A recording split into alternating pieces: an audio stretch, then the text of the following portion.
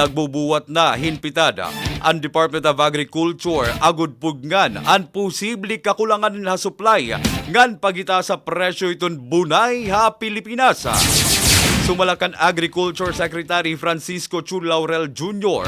panuyuan ang inisyatiba nga masolusyonan ang problema ang supply tigang hapagkalugi didaan nakalabay nga tuig agud makalikay ha krisis pareho iton natatabuyan na ha Estados Unidos kundi na isumat ang bird flu outbreak nga nagresulta han pagkamatay ha milyon-milyon nga namumunay nga mga manoka sumalakan Laurel.